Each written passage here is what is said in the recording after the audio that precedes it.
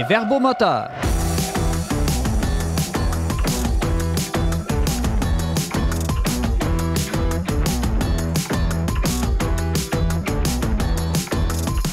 Bonjour et bienvenue à votre émission qui jette un regard chrétien sur l'actualité de la semaine. Ici votre animateur Simon Lessard, en compagnie de mes trois chroniqueurs du magazine Le Verbe, Antoine Malenfant. Allô.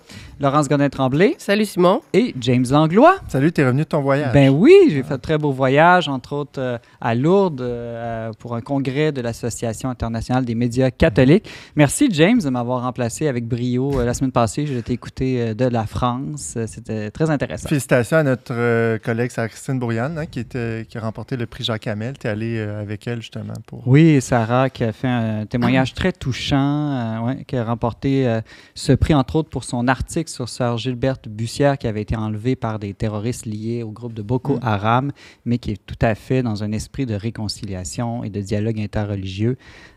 C'était vraiment très, très touchant de voir Sarah recevoir ce prix pour le magazine. On peut entendre en ligne là, son discours d'ailleurs, là, sur notre page Facebook entre autres. Oui, on le mettra aussi en lien sur les réseaux sociaux de cette émission. D'ailleurs, si vous pouvez cette semaine nous donner un petit coup de pouce, aller sur YouTube, aller sur Facebook, aimer, liker, partager, commenter cette page, notre émission, ça va nous aider dans la jungle des algorithmes à tirer un peu plus notre épingle du jeu. Durant la prochaine demi-heure, nous parlerons ensemble des jeux risqués que les pédiatres du Canada recommandent depuis peu. Sommes-nous trop protecteurs avec nos enfants? Nous reviendrons aussi sur le décès très médiatisé de Mélanie Lachance au Québec. Est-ce héroïque de demander l'aide médicale à mourir? Mais tout d'abord, on commence cette émission avec la nouvelle qui a ébranlé toute l'Église catholique au pays cette semaine.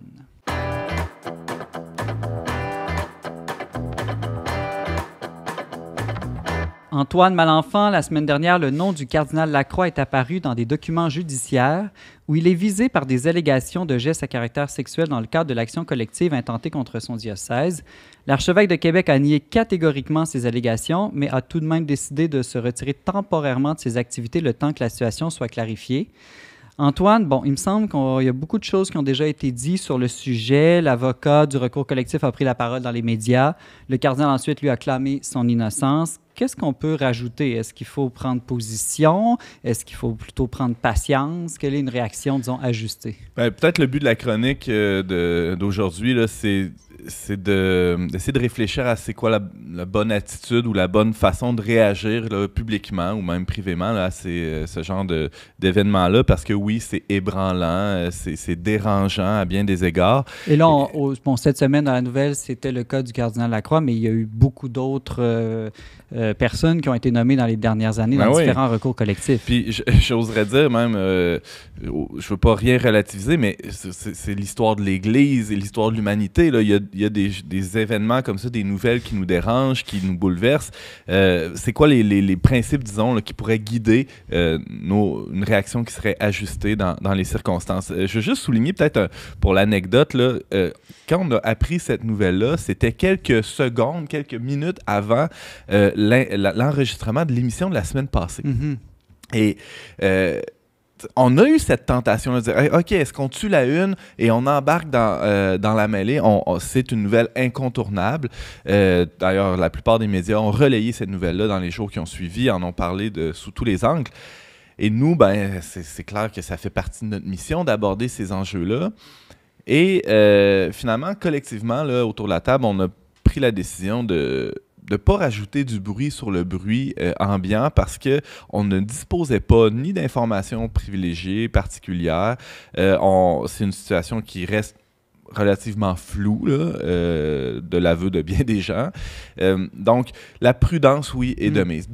Ouais, vas-y. Je t'écoute, Antoine, puis quand j'étais en France au congrès en fin de semaine dernière des médias catholiques, on a parlé à une rédactrice en chef du magazine Terre Sainte. Ouais. Et elle nous a dit justement que son équipe a fait le choix du silence le 7 octobre dernier lorsqu'il y a eu les attentats en Israël et la bande de Gaza. Justement parce que c'était tellement polarisé comme situation que n'importe quelle prise de parole aurait rajouté de l'huile sur le feu. Et ils ont aujourd'hui, ils trouvent qu'ils ont vraiment fait le bon choix, dans certaines circonstances, de ne pas prendre la parole trop rapidement. Oui. Ça me fait penser ce que tu dis, Simon, au fait que dans deux grands principes en tension, là, dans le cas qui nous intéresse aujourd'hui, c'est sûr que dans le système légal dans lequel on est, il y a la présomption d'innocence, là, pas besoin de souligner ça trop, là. Donc, ça invite, oui, juste par ce fait-là, une certaine prudence. Et ce que les médias font généralement assez bien, là, peu importe le cas, là, qu'on pense aux joueurs de hockey là, qui font la manchette ces temps-ci, de Hockey Canada, ou à peu près tous les autres cas. À côté de ça, il y a un principe qui doit aussi guider nos réactions publiques dans ces contextes-là. C'est celui de l'importance capitale, là, je souligne, d'écouter et de prendre au sérieux. Oui, prendre au sérieux. La parole des survivants, des survivantes ou des victimes alléguées, des plaignants. Et ça, c'est pas facile à tenir ces deux principes-là en tension, là, qui peuvent paraître contradictoires, mais tant que la cause n'est pas entendue et jugée, on doit les tenir, ces deux principes-là en tension. C'est inconfortable, c'est désagréable, mais je pense qu'on doit, justement, par prudence, les maintenir ensemble. Un autre principe qui venait à ton esprit? Je pense que, Simon, avec ce qui nous occupe, là,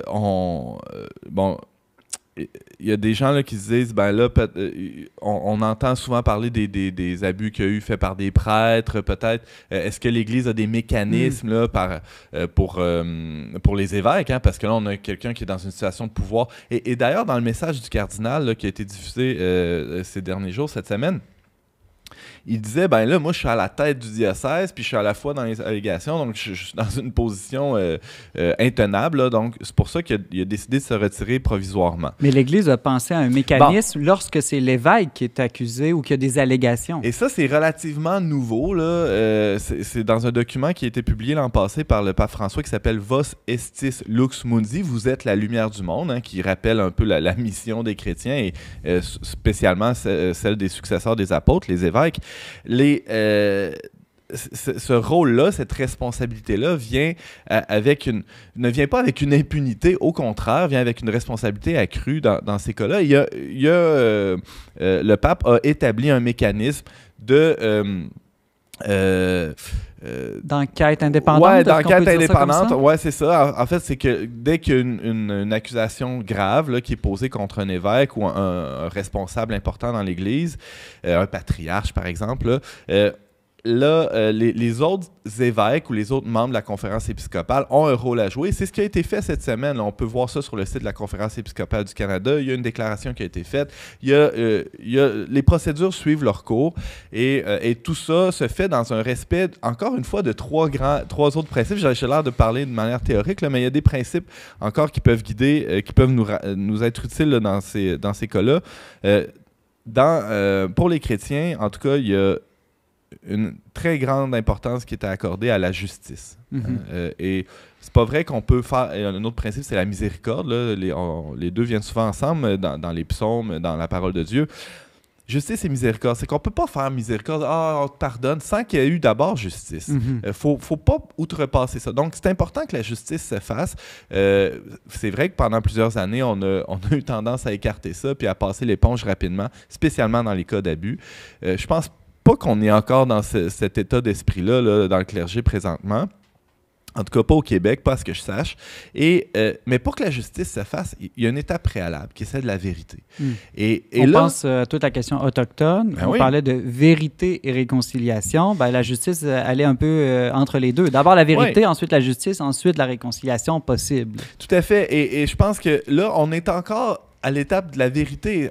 Les faits sont en train d'être collectés, d'être analysés. Et tout ça, ça prend du temps et ça demande de la prudence. Donc, je pense que comme... je sais qu'il y a beaucoup de croyants qui nous écoutent, là, qui ont envie de réagir sur les réseaux sociaux. Moi, ce que j'ai envie de dire aujourd'hui, c'est il y a déjà assez de bruit là-dessus. Peut-être priez pour les victimes, prions pour les personnes qui sont accusées, à tort ou à raison. La justice sera rendue, du moins, on peut le souhaiter, on doit le souhaiter, pour qu'après, il puisse y avoir une guérison pour tout le monde. Antoine Malenfant, rédacteur en chef du magazine Le Verbe, merci beaucoup. Ça fait plaisir.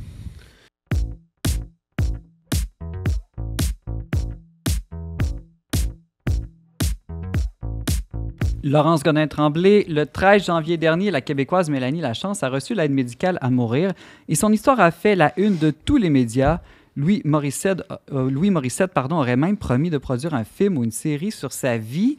Je me demandais, Laurence, pourquoi l'histoire de Mélanie Lachance a reçu autant d'attention selon toi? Pourquoi, notamment, est-ce qu'on fait aujourd'hui son éloge partout dans les médias, qu'on la dépeint même comme une forme d'héroïne? OK. Alors, Mélanie Lachance, c'est une mère de famille de 42 ans qui a reçu l'aide médicale à mourir le 13 janvier. Bon, pourquoi est-ce que on s'est tant intéressé à son histoire, là? Il y a différents facteurs qui ont joué, là. Le premier, c'est qu'on a vraiment vu là comme l'histoire d'une... les gens ont vu là quelque chose d'inspirant, c'est-à-dire que là, on a une femme qui a eu un premier cancer à 26 ans, des ovaires. Ensuite, elle a été en rémission, le cancer est revenu une fois, une autre fois. Puis là, elle ce qu'elle a dit, c'est bon, les traitements ne fonctionnent pas pour différentes raisons. Donc, je vais vivre ma vie à pleine intensité durant 1 an. Mm-hmm. Et je vais aller au-devant de la mort. Là. Je vais mettre une date, le 13 janvier, puis c'est là que ça va se terminer. Puis les gens ont vu là une histoire inspirante pour des facteurs... d'abord, ça a fasciné les gens de la voir voyager comme ça durant 1 an, aller à des spectacles où elle achète 30 billets pour ses amis, puis là, tout le monde est là, puis c'est la fête. Puis ça, les gens, ils trouvent ça beau. Elle a dit... elle disait... Je vis ma vie comme si tous les jours étaient samedi. Donc, les gens étaient... Mais c'est plus l'intensité de vie que la demande d'aide médicale à mourir qui a touché les gens, non? Mais c'est comme si c'est lié pour les gens. C'est-à-dire que c'est parce qu'elle a fait cette demande-là puis qu'il y a une date de déterminée qu'elle peut se permettre d'avoir tous ces moments significatifs-là. Les gens disaient à son sujet... Ah, tu sais, c'est vraiment... je te vois, je te serre dans mes bras, mais c'est parce que c'est tellement grand, parce que je sais qu'on est le 10 janvier. Qu'on est le 10 janvier, puis que c'est la dernière fois, éventuellement. C'est intéressant parce que souvent, on vit notre vie comme s'il n'y avait pas de date de péremption ou de date de fin. Et à cause de ça, on vit de manière terriblement médiocre et sans intensité. Donc, c'est pas si fou ce qui se passe dans ce que tu décris. C'est un peu l'idée du carpe diem. Uh-huh. Oui, c'est ça. Puis, les facteurs accidentels qui ont joué aussi, c'est que c'était une femme assez sociable, là, visiblement. Là, elle a été mère de famille, mais elle a aussi accueilli des enfants de la DPJ chez elle. Puis, c'est une photographe. Bon, les photographes, ils vont dans les mariages, on les connaît, puis tout ça. Puis, elle avait même un surnom de photographe. Je pense que ça a vraiment aidé dans l'imaginaire populaire. Là. Son nom de photographe, c'était la Fée Orange. Puis là, ça a vraiment fait boule de neige au sens où les gens l'appellent ma belle-fée, la Fée magique. Au moment de sa mort, en Beauce, il y avait une centaine de personnes de rassemblées pour laisser aller des ballons orange au moment même où elle allait mourir. Donc, tout ça a joué comme pour créer une espèce d'aura autour d'elle. Un podcast aussi, un balado qu'elle a fait avec l'humoriste... Sam Breton, qui a été écouté 150 000 fois sur YouTube. Il fait 4 heures, le podcast. Là. C'est assez impressionnant. Là. Je veux dire, je ne sais pas si vous avez ces codes d'écoute-là au Verbe, là, mais avec toi qui joins l'émission depuis 2 semaines, je pense qu'on va atteindre des sommets. Oui, hein, ça augmente à chaque fois que je viens. Mais, fait que voilà. Mais la question que je me suis posée, moi, en regardant cette histoire-là, c'est finalement, est-ce que quand on demande l'aide médicale à mourir, est-ce qu'on est un héros? Puis quand je dis un héros, la vertu qui vient spontanément en tête, le courage. C'est le courage. Spider-Man, Batman, tout ça, on les voit comme des gens courageux. Donc, demander l'aide médicale à mourir... Pas avoir peur de la mort. C'est ça, pas avoir peur de la mort. C'est ça la définition du courage. Mais là, Laurent, je t'écoute, puis je peux pas m'empêcher de penser à Carl Tremblay, chanteur des Cowboys fringants qui nous a quittés avant Noël, qui lui aussi, d'une certaine manière, a affronté courageusement ces derniers temps, mais jusqu'au bout, sans précipiter la mort, en acceptant les souffrances et l'inconnu, je dirais, de tout ce qui pouvait arriver jusqu'au dernier souffle. Comment tu comparerais les deux? Est-ce que les deux sont courageux de la même manière? C'est ça. Ça, c'est vraiment intéressant parce qu'on a comme 2 récits québécois en même temps qui se sont produits. Puis là, je m'intéresse pas aux personnes singulières. Là. Je veux le préciser au sens où Mélanie Lachance, j'ai de la compassion pour le fait qu'elle soit décédée puis tout ça.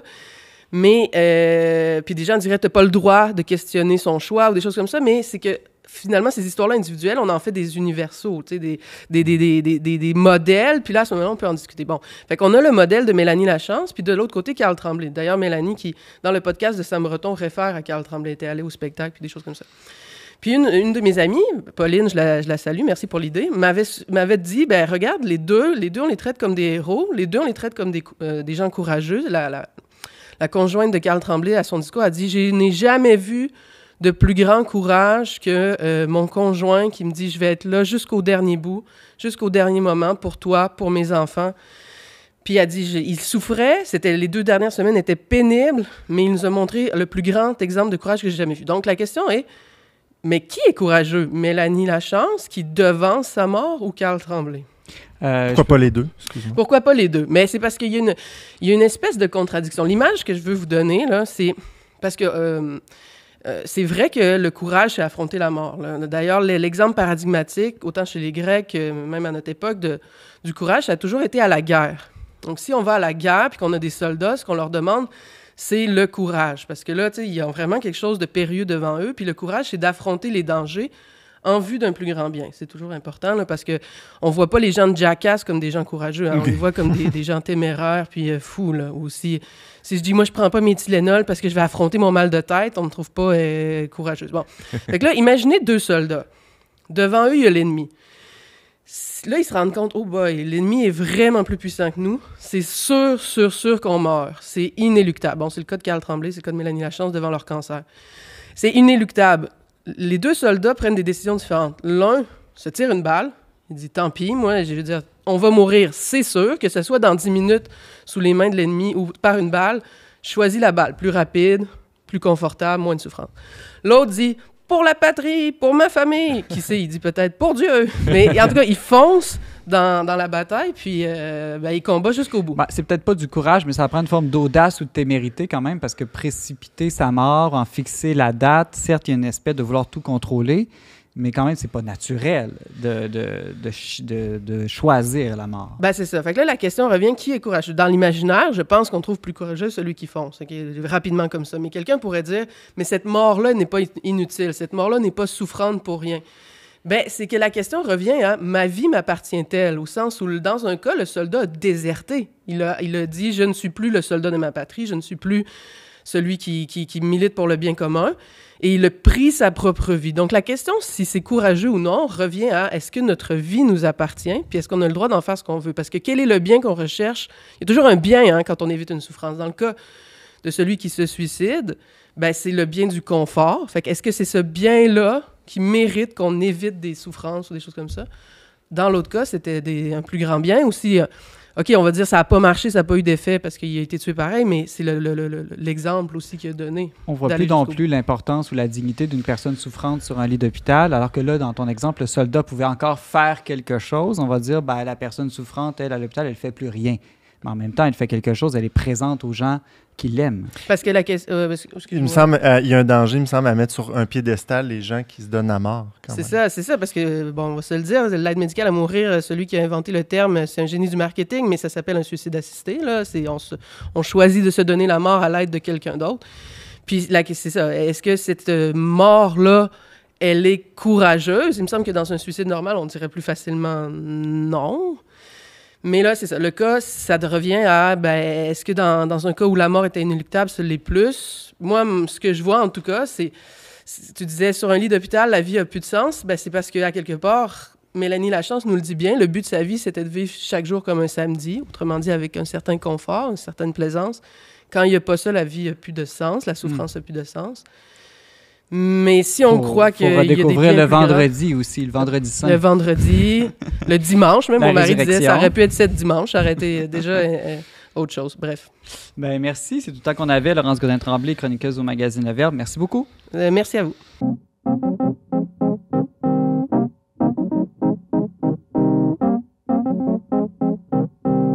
James Langlois, le 25 janvier dernier, la Société canadienne de pédiatrie publie un document intitulé « Le développement sain de l'enfant par quoi? Par le jeu risqué extérieur, un équilibre à trouver avec la prévention des blessures », un long titre. Ça peut sembler étonnant de suggérer des jeux risqués à nos enfants. James, d'abord, peux-tu nous dire rapidement c'est quoi un jeu risqué? Est-ce que c'est le traditionnel roi de la montagne? Oui, je pense que ça peut être considéré comme un jeu risqué, effectivement, parce que ils font une liste, là, je vous ai donné quelques exemples. On parle de jeux à grande vitesse, à faire du vélo, en luge, glisser, courir, jouer avec des outils, avec des scies, des couteaux.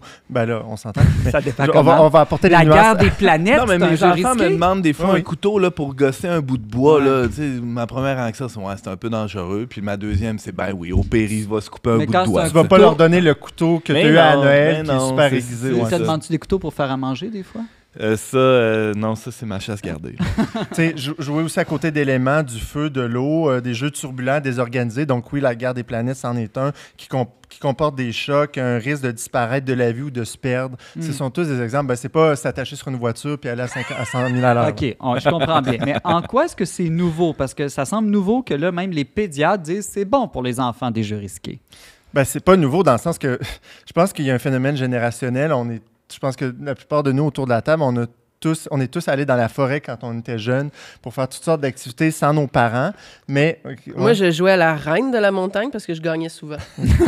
on jouait à la guerre des planètes, qui est un jeu maintenant interdit. Dans les camps de jour, etc. Et Même moi, Bébé Clin d'œil est interdit. Puis, Ouais, c'est ça. C'est trop violent. quand j'écoute, par contre, les récits de mon père, les jeux qu'il faisait, c'était encore pas mal plus risqué que dans notre temps à nous. Oui, ben c'est ça. Puis il y a des observateurs, entre autres, tu sais, François Cardinal, l'éditorialiste de la presse, qui a publié un livre là, qui s'appelle Perdu sans la nature. Il évoque le phénomène qu'au fil des générations jusqu'à aujourd'hui, il y a eu un rétrécissement de l'espace de jeu.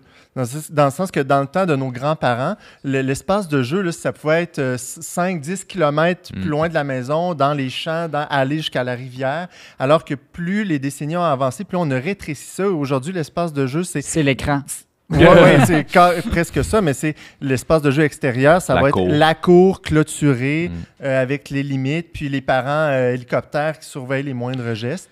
Donc, Ça prend des terrains vagues aussi pour que ça puisse arriver. Ça c'est de l'urbanisme, c'est de la géographie. Là. Ben, c'est ça. Moi, je me souviens avoir perdu beaucoup de temps dans des terrains vagues, des boisés qui étaient... On savait c'était à qui, là, mais il fallait pas trop le dire fort.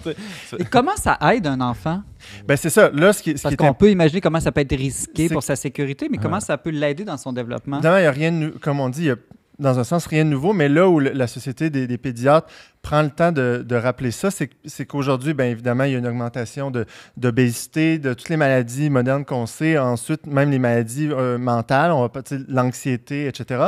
Donc là, on voit que les jeux risqués, selon les études, favorisent 2 fois plus d'activité physique extérieure. Parce que ça, il faut le dire, il y a un organisme à but non lucratif canadien, là, Participe Action, a noté les enfants canadiens avec la note D pour ce qui est des jeux, des activités physiques et des jeux actifs. On est proche de l'échec. Là. On est très proche de l'échec, mais je pense même D, c'est pas l'échec. Non, d'habitude, échec. Échec. Donc, bien, c'est ça, activité physique 2 fois supérieure en encourageant les jeux actifs à l'extérieur. Et ensuite, pour ce qui est de la santé mentale et socio-affective, on parle de diminution des cas d'intimidation dans les cours d'école parce que... on apprend à se battre et à se défendre. Oui, résolution de conflits. Les enfants développent une meilleure estime d'eux-mêmes. Après, ils ont une plus grande concentration. Ça réduit aussi l'anxiété. Ce sont tous des effets qu'ils ont remarqués en laissant les enfants jouer plus activement, de manière plus risquée. Là. Bon, tu l'as dit tout à l'heure, il ne s'agit pas de mettre les enfants dans des situations extrêmement dangereuses. Comment on trouve l'équilibre? Parce que j'ai l'impression qu'aujourd'hui, comme tu le disais, là, beaucoup de parents sont dans une logique de surprotection des enfants. Oui, absolument. Mais ça, encore là, ils disent, il ne s'agit pas non plus de laisser les enfants faire n'importe quoi. Là. C'est qu'ils en appellent à distinguer le risque du danger. Je pourrais résumer en disant, le risque pour eux, c'est qu'est-ce que l'enfant est capable de faire, toujours on évalue selon le développement, etc., où il est rendu, mais d'évaluer qu'est-ce qu'il est capable de discerner comme un potentiel danger. Et le danger, c'est vraiment qu'est-ce que lui n'est pas capable du tout, selon son développement, de reconnaître comme un danger, en fait. Là. Donc, on a l'impression, des fois, comme parents, que si on laisse notre enfant aller jouer au parc là, à partir de 9, 10, 11 ans, là, il va se faire kidnapper ou il va arriver un malheur là, terrible. Mais on a cette impression-là parce que les rares cas qui existent sont surmédiatisés. Alors, il y a de moins en moins d'enlèvements d'enfants au Québec. Il y a de moins en moins d'abus. Mais comme on a des alertes Amber, on a l'impression qu'il y en a tout le temps. Alors, c'est ça. Alors, c'est beaucoup moins risqué qu'avant d'aller jouer au parc seul ou d'aller jouer dans un boisé. Et pourtant, on a une protection qui est proportionnellement inversée. Et on oublie d'évaluer le risque à long terme de surprotéger un enfant. Oui, ils disent les taux de blessures là, dans les jeux libres risqués, donc monter dans les arbres, tout ça, là, c'est 5 à 22 fois plus faible. Les taux de blessure sont 5 à 22 fois plus faibles quand on grimpe dans un arbre que de faire du sport comme du soccer, du skate, du vélo. Puis au Canada, là, il n'y a aucun décès de chute d'un arbre depuis 20 ans. Fait que, ça montre que... Donc, les pédiatres en appellent à ne pas ignorer. Les jeux risqués, ça ne consiste pas à ignorer les mesures de sécurité obligatoires, là, port d'un casque, etc. Laisser les enfants sans supervision dans des situations comme sur le bord d'une rivière qui est à la crue au printemps. Là, donc, finalement, c'est une bonne nouvelle et pour les enfants et pour les parents parce qu'on a juste à les envoyer jouer dehors, grimper dans les arbres, puis on n'a plus trop à s'en préoccuper. C'est ce que je comprends. Ben, je veux dire, encore là, il faut quand même rester là pour évaluer qu'est-ce qui est approprié pour leur âge puis leur développement. Mais oui, moi, je pense que c'est comme si on avait eu un excès d'un côté dans la surprotection. Là, peut-être qu'on doit attendre un peu vers revenir au milieu. Les pédiatres recommandent quand même de mettre un casque pour aller glisser dans la neige. Là. Ouais, moi, je trouvais ça un peu beaucoup. Là, moi, je l'ai déjà fait à ma défense. Tu as mis un casque à tes enfants? Mais il y avait 2 ans, mais il s'est fait un peu écœurer. Fait que j'avoue que la 2e fois, je l'ai pas mis. Là, mais... Bon, merci. James Langlois, journaliste au magazine Le Verbe. Merci. Puis on se retrouve après l'émission dehors pour une partie du Roi de la montagne. Certain.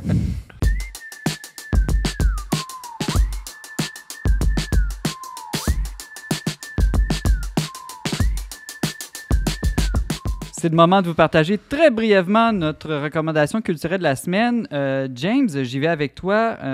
Vera Sola sort un nouvel album. Ouais, je suis tombé sur elle cette semaine. Hein. C'est une multi-instrumentiste américano-canadienne qui a vraiment un ton de voix, un style qui rappelle certains artistes comme Nick Cave, Leonard Cohen, Tom Waits, Nancy Sinatra. Il y a quelque chose d'un peu ténébreux dans sa voix. Big Thief aussi. Ouais, Big Thief. Puis donc, son prochain album qui sort demain, aujourd'hui, là, je ne me rappelle plus trop, Peacemaker, donc faiseur de paix. Je trouve qu'il y a plein de notions très humaines aussi là-dedans. On invoque même des inspirations de Dvorak puis la Symphonie du Nouveau Monde. En tout cas, c'est à suivre. Merci, James. Et Antoine, de quoi allez-vous parler? On n'est pas du monde cette semaine. Ouais, rapidement, là, c'est super émission sur les super-héros. Manquez pas ça. On va parler de Marvel, de DC Comics. On va découvrir James arrive en collant, je pense, au ouais, début en de l'émission, bobette et en collant. Ouais. Non, c'est pas vrai. Malheureusement, on est très déçus, mais manquez pas ça, ça va être bon quand même. On n'est pas du monde, disponible sur plusieurs plateformes, dont Facebook et YouTube. N'hésitez pas non plus d'aller visionner et partager cette émission des Verbomoteurs sur les réseaux sociaux. On se laisse cette semaine avec l'autrice-compositrice américo-canadienne Vera Sola et sa nouvelle chanson Bad Idea tirée de son 2e album Peacemaker qui sort ce vendredi 2 février. Merci à Marianne Martin et Marie Laliberté à la réalisation technique. C'était Simon Lessard à l'animation. On se retrouve la semaine prochaine pour un autre épisode des Verbomoteurs. Our city by the ashes overthrown.